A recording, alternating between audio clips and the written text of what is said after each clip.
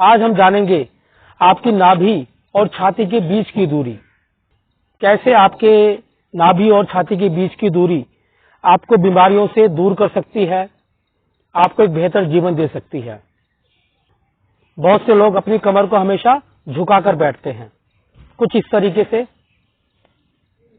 अब इस तरीके से जब हम बैठते हैं तो हमारी नाभि और छाती के जो बीच का डिस्टेंस है वो धीरे धीरे कम होने लगता है और आपकी सांस खुल के नहीं जाती, वो बीच बीच में टूट कर जाती है। नाभि के स्थान पर हमारी समान वायु होती है, उससे नीचे हमारी अपान वायु होती है। लेकिन जैसे ही हम गलत तरीके से बैठते हैं तो जो समान का क्षेत्र है वो प्रकोपित हो जाता है और उस समान वायु के बिगड़ने से हमारी अपान वायु भी बिगड़ जाती है। जब ये दोनों वायु हमारे शरीर में ठीक ढंग से कार्य नहीं करती तब हमारा शरीर कई तरह की बीमारियों से घिर जाता है। फिर चाहे एसिडिटी हो, कब्ज हो, पाइल्स हो, इनडाइजेशन हो, आंतों का सही से कार्य ना करना हो, लीवर हो या यूरिक एसिड की समस्या ही क्यों ना हो। और छाती के पास हमारी है प्राण वायु, यानी जैसे ही हम गलत तरीके से बैठते हैं तो हमारा प्राण, समान और अपान तीनों वायु डिस्टर्ब हो जाती है। प्राण वायु का कार्य है हमारे भीतर प्राणों का संचार करना। इस यूनिवर्स में जो भी हमारी सांसें चल रही हैं उसका कार्य हमारी प्राण वायु करती है। प्राण अर्थात आपकी जीवन शक्ति, जिसके बिना आप अपने जीवन की कल्पना भी नहीं कर सकते। और जब ये वायु प्रकोपित हो जाती है, खत्म हो जाती है या डिस्टर्ब होती है तो हमें छाती संबंधी समस्याएं होती है। हमारी हार्ट बीट तेज कार्य करती है, हमारा हार्ट कमजोर होने लगता है, लंग्स को स्पेस नहीं मिलता। इसलिए योग में जो सारा फोकस है वो हमारी स्पाइन के ऊपर है, रीढ़ की हड्डी पर है। और इस रीढ़ की हड्डी पे ही आपके सातों चक्र चिपके हुए हैं। हमारी ईड़ा व पिंगला नाड़ी भी इसके इर्द गिर्द घूमती है। तो जब भी आप कमर को बिल्कुल सीधा करते हैं तो आपकी सारी नाड़ियां खुल जाती हैं, आपके प्राणों को स्पेस मिलता है, बेहतर रास्ता मिलता है और जिससे आपका शरीर सही ढंग से कार्य करता है, वह बीमारियों से दूर रहता है।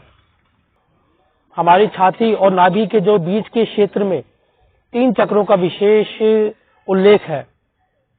जहां छाती में आपका है अनाहत चक्र, वही नाभि के पास आपका मणिपुर चक्र और मणिपुर चक्र से ठीक नीचे है आपका स्वादिष्ठान चक्र। यानी जो 3 चक्रों का जो बैलेंस है वो भी नाभि और छाती के बीच में हो रहा है। तो आप समझ सकते हैं कि अपनी रीढ़ की हड्डी को सही रखना कितना जरूरी होगा। इसलिए हमेशा कहा जाता है कि जब भी आप कार्य करते हैं, बैठते हैं, खड़े होते हैं या किसी के सामने अपने आप को प्रस्तुत करते हैं तो अपनी स्पाइन को हमेशा सीधा रखें, रीढ़ की हड्डी को हमेशा स्ट्रेट रखें। पूरे दिन में हम आधा पौना घंटा तो अच्छा योग कर रहे हैं, अपनी कमर को स्ट्रेट कर रहे हैं, लेकिन उसके बाद पूरे दिन हमारी जो कमर है वो गलत तरीके से मुड़ी रहती है।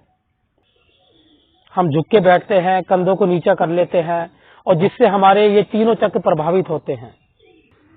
अब बात करते हैं वो योग आसन जो आपकी छाती और नाभि के बीच की दूरी को बढ़ा सकते हैं। जितने भी बैक बेंडिंग के आसन है, चाहे भुजंग आसन है, धनुरासन है, उष्ट्रासन है, जिसमें आपकी छाती का जो एरिया है वो लगातार फैलता है और आपकी नाभि ऊपर की ओर खिंचती है।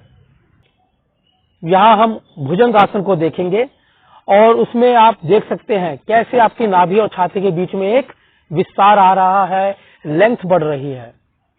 देखते हैं बैक बेंडिंग पोस्चर, भुजंग आसन। दोनों हाथों को अपनी छाती के नजदीक ले आइए।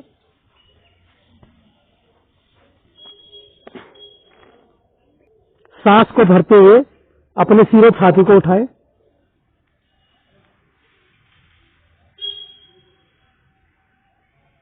आसन में ठहरे। भुजंग आसन के अंदर आपकी छाती और नाभि के बीच में एक स्पेस आ रहा है, एक बेहतर खिंचाव आ रहा है। धीरे धीरे वापस आए। भुजंग आसन के अलावा आप बैलेंसिंग पोस्चर भी कर सकते हैं, जैसे कि ताड़ासन, जिसमें आपका पूरा शरीर ऊपर की ओर खिंचता है। तो जितने भी बैक बेंड्स हैं, उष्ट्रासन, धनुरासन, भुजंगासन या सेतुबंध आसन, इनको अपने अभ्यास में जरूर शामिल करें। और जैसे जैसे आपकी नाभि और छाती के बीच की दूरी बढ़ेगी, आपका जीवन बीमारियों से कोसों दूर होगा और आप एक स्वस्थ शरीर को हासिल कर पाएंगे। तो आज से गलत बैठना बिल्कुल बंद करें। पूरे दिन में आपकी यही कोशिश होनी चाहिए कि कमर को बिल्कुल सीधा रखें। जब खाना खाएं तो भी कमर को सीधा करें। जब हम कमर को मोड़ के खाते हैं तो हमारा खाना सही ढंग से आंतों में नहीं पहुंच पाता और जिससे उसका डाइजेशन नहीं होता, वहीं कॉन्स्टिपेशन, एसिडिटी की समस्या बन जाती है। आशा करता हूं इस नाभि और छाती की दूरी को आप सही ढंग से समझ पाए होंगे। इसलिए इस वीडियो को ज्यादा से ज्यादा लोगों तक शेयर करें ताकि वो भी अपनी नाभि और छाती की दूरी को बढ़ाना शुरू कर दें।